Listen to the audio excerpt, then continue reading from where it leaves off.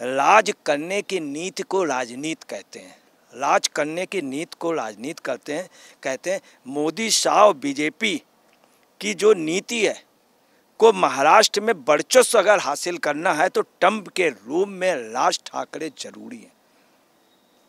इस चीज़ को इन्होंने समझ लिया। उद्धव ठाकरे की शिवसेना और वो 2 सीटें जीत पाएंगी, वो भी बीजेपी की इंटरनल सहमत से, क्योंकि बीजेपी का हाई कमान किसी भी सूरत में ठाकरे जी की फैमिली के मेंबर को हारने नहीं देगा। अब राज ठाकरे की आपको बताना है क्या हैसियत और किस तरह से उन्होंने कहा। बीजेपी ने गठबंधन का ऑफर दिया। गठबंधन में ये अगर शामिल होते हैं या बीजेपी में शामिल होते हैं तो बीजेपी के पास बिल्कुल ये प्लस चीज़ होगी। मगर पेशकश किसने की है ये सब ये गुप्त रखे हुए नहीं बता रहे कब हुई पेशकश, मगर ये पेशकश हुई है और शरद पवार को भी बीजेपी वॉकओवर दे देगी। आज तक बीजेपी ने उनको वॉकओवर दिया है, कांग्रेस ने दिया।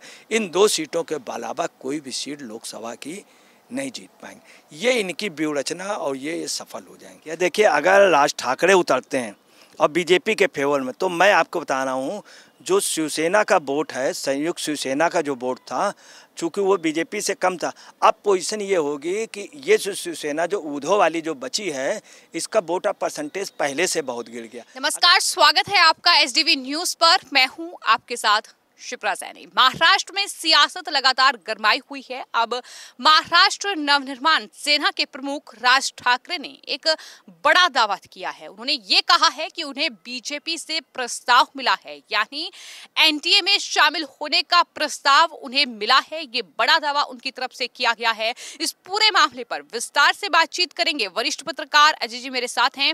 अजय जी, बहुत बहुत स्वागत है आपका।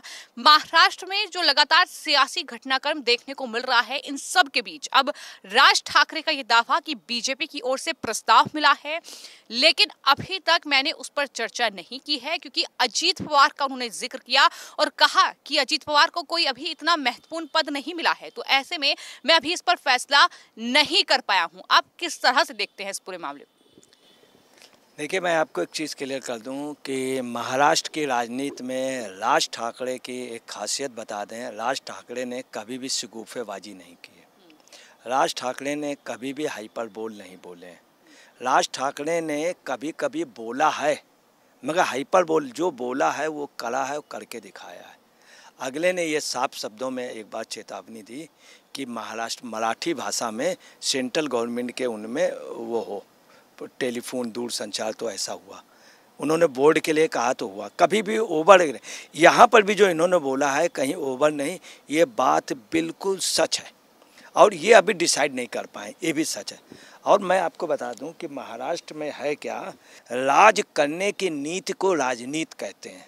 राज करने की नीति को राजनीति कहते हैं। मोदी शाह और बीजेपी की जो नीति है को महाराष्ट्र में वर्चस्व अगर हासिल करना है तो ट्रंप के रूप में राज ठाकरे जरूरी है।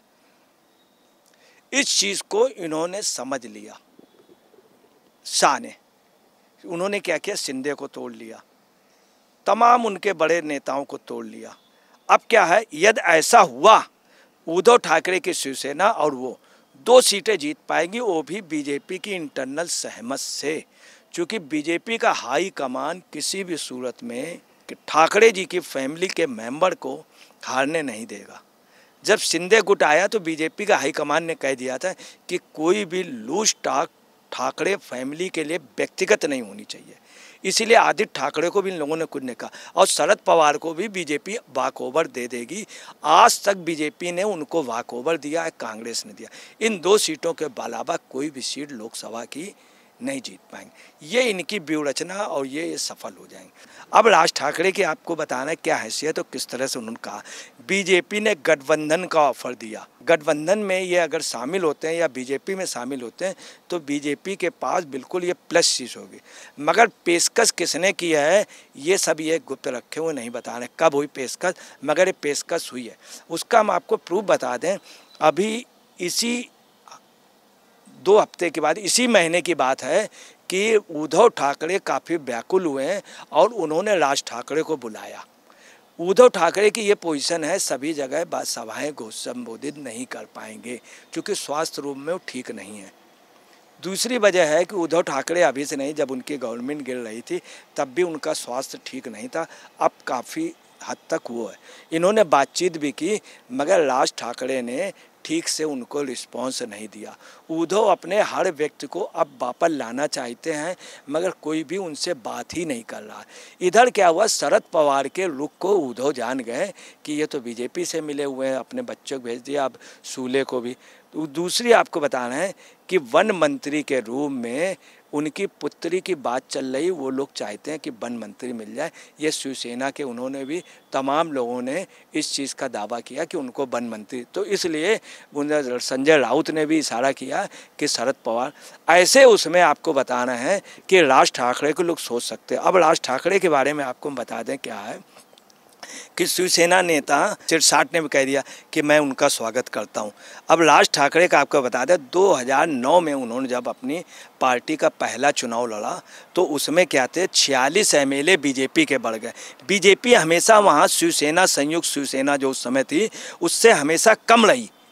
मगर जब राज ठाकरे खुद खड़ा हुआ तो उसको 5.7% मतलब 6% वोट मिला। उसका रिजल्ट क्या हुआ कि बीजेपी शिवसेना से 44 से बढ़ के 46 हो गई और शिवसेना कितनी रह गई, 44 रह गई, 6%। दूसरी आपको बताना है कि जो संयुक्त शिवसेना था उसका जो वोट था वो 4% घट गया इनके आने से। दूसरा आपको बताना है क्या है कि 13 सीट ये जीत गए राज ठाकरे, 13 सीट, 13 सीट बहुत बड़ी मायने रखती है। उसमें क्या हुआ, मुंबई की एमएनएस पार्टी जो थी उसको 24% मिला, 2009 की बात बताना, और शिवसेना को जो वोट मिला वो 18%। मतलब इतनी बड़ी संयुक्त शिवसेना जिसमें सब लोग थे शिंदे 18%, इसको 24% मिल गया बॉम्बे में। तो हुआ क्या कि इतना बढ़ गया। अब क्या है, बम्बई विधानसभा चुनाव में 11 सीटें शिवसेना हार गई सिर्फ इनकी वजह से। और जब बीजेपी शिवसेना एक साल लड़ी थी, अब बीजेपी ने एक ऐसा वो निकाला है कि हकीकत है कि राज ठाकरे के भाषण में, रैली में भीड़ होती है मगर उतनी वोट में कन्वर्ट नहीं हो रही है। कन्वर्ट इसलिए नहीं हो रही, राज ठाकरे के पास सिस्टम नहीं है, पन्ना प्रमुख नहीं है, हर वार्ड में, हर गली में इनके पास वोटर निकालने वाला है ही नहीं जो वोट निकाल के जाके डर। ये बीजेपी इसकी मास्टर है ऑल ओवर इंडिया में। इसीलिए बीजेपी, अमित शाह की यही एक कलाकारी है या उनका हुनर कि पन्ना प्रमुख उन्होंने एक एक गली में बड़े बड़े नेताओं को रखा है कि आप 5 वोट निकाल करके। लेकिन अजय जी, इन सब के बीच सवाल ये है कि अगर राज ठाकरे को ये ऑफर मिला है, अगर राज ठाकरे एनडीए में शामिल हो जाते हैं, गठबंधन महाराष्ट्र में हो जाता है, तो आखिर फिर किस तरह से बंटवारा होगा? क्योंकि अजीत पवार भी शामिल हो चुके हैं सत्ताधारी गठबंधन में, शिंदे शामिल हो चुके हैं, तो इन तमाम चीजों को, इन तमाम पार्टियों को एक साथ लाकर बीजेपी कैसे बैलेंस कर पाएगी चीजों को? आप सही कह रहे हैं। इसमें जो संभावना ये लग रही है कि शिवसेना उद्धव अपने लड़के को या उद्धव खुद या अपने घर से किसी को ये लाएंगे। उस समय अगर राज ठाकरे खड़े हो गए तो आपको बताना है कि इस समय उद्धव ठाकरे का जो पोजीशन है, उद्धव ठाकरे ने एक बात कही है कि बगैर हमारी फोटो दिखाए आप लोग कोई भी आ नहीं पाएंगे। उद्धव ठाकरे को यही एक गलतफहमी हो गई। वो जो बाल ठाकरे थे उनकी बहुत बड़ी हैसियत थी, उनके पास सब लोग जाते थे, माथा टेकते थे। उद्धव के पास नहीं माथा टेकते थे। उद्धव का स्थान चला गया है, दिन पे दिन ये डाउन हो रहा है। उद्धव ने कहा बगैर हमारे फोटो। अब क्या है कि अगर राज ठाकरे हो गए तो एक तरफ राज ठाकरे होंगे, जब ये लोकसभा चुनाव लड़ेंगे उधर से राज ठाकरे अगर लड़ेंगे तो उनके साथ शिंदे होंगे और बीजेपी के तमाम लोग जो शिवसेना के आए ये सब खड़े होंगे। शरद पवार की लॉबी खड़ी होगी, अजीत पवार की। तो मराठा जो वोटर है उसमें 80% बीजेपी के साथ चला जाएगा। यूपी बिहार जितना पर प्रांतीय है दूसरे प्रांतों का वो टोटल बीजेपी में है। तो होगा क्या कि एक तरफा बीजेपी स्वीप कर जाएगी, महाराष्ट्र में खाली हो जाएंगे। एक बात और भी है आपको बताना है, एमएनएस पे एक बात और आ रही है मेन कि 450 करोड़ रुपए घोटाले का भी, मनी लॉन्ड्रिंग का इनके ऊपर मामला है, वो भी ईडी जांच चल रही है। ये खुद अपने आप में बहुत परेशान है। अगर ये राज ठाकरे होता है तो मैं आपको बताना है बॉम्बे, ठाणे और दादर वगैरह इन सब जगह आपको बताना है क्लियर कट ये बुरी तरीके से हार जाएगी शिवसेना।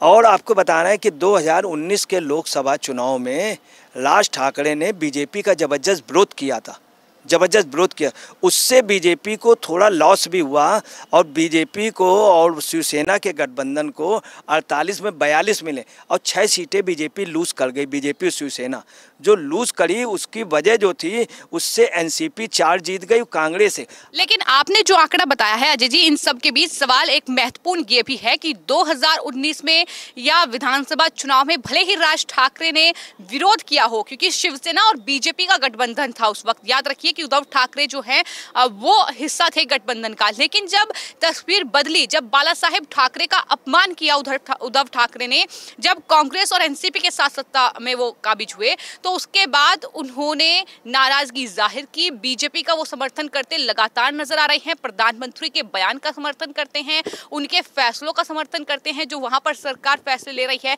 तो आपको क्या लगता है कि राज ठाकरे अगर जो है एनडीए का हिस्सा बनते हैं महाराष्ट्र में, तो कितनी ज्यादा मुश्किलें जो हैं वो उद्धव ठाकरे के लिए बढ़ने वाली हैं, क्योंकि उद्धव ठाकरे पहले ही कहीं ना कहीं अकेले पड़ चुके हैं? बहुत अच्छा सवाल आपने किया। देखिए, अगर राज ठाकरे उतरते हैं और बीजेपी के फेवर में, तो मैं आपको बता रहा हूँ जो शिवसेना का वोट है, संयुक्त शिवसेना का जो वोट था, चूँकि वो बीजेपी से कम था, अब पोजीशन ये होगी कि ये शिवसेना जो उद्धव वाली जो बची है, इसका वोट अब परसेंटेज पहले से बहुत गिर गया। अगर राज ठाकरे आ जाएंगे तो पब्लिक के सामने रहेगा। बाल ठाकरे का रूप लोग राज ठाकरे को मानते हैं, उतना उद्धव को नहीं मानते हैं। और उनके चूँकि उनके उसमें अस्क है राज ठाकरे का, तो होगा क्या कि जो उनका कमिटेड मतदाता है उसमें आपको बताना 20% मतदाता हिल जाएगा, जो शिवसेना से हट जाएगा। फिर वो शिवसेना से हट करके किसी को भी वोट दे सकता है, बीजेपी को या उसको कांग्रेस को नहीं देगा, एनसीपी को दे सकता, किसी को भी दे सकता, मगर बीजेपी को ज़्यादा वोट जाएगा। तो इस पूरे मामले पर वरिष्ठ पत्रकार अजय जी का यही कहना है कि राज ठाकरे को जो प्रस्ताव बीजेपी की ओर से दिया गया है, अगर वो एनडीए में शामिल होते हैं, अगर महाराष्ट्र में ये गठबंधन बनता है, तो जाहिर तौर पर जो वोटर्स हैं, जो शिव सैनिक हैं, जो मराठा वोटर्स हैं खास तौर पर, वो कहीं ना कहीं बीजेपी अपने फेवर में करने में कामयाब हो जाएगी। और एक बड़ी चीज जो है आने वाले चुनाव में, चाहे वो लोकसभा का चुनाव हो महाराष्ट्र में या फिर विधानसभा का चुनाव हो, उसके बाद उसमें एक बड़ी जीत हासिल कर सकती है। फिलहाल आपकी इस पूरे मामले पर क्या राय है, हमें कमेंट बॉक्स में जरूर लिखें और चैनल को सब्सक्राइब करें। धन्यवाद।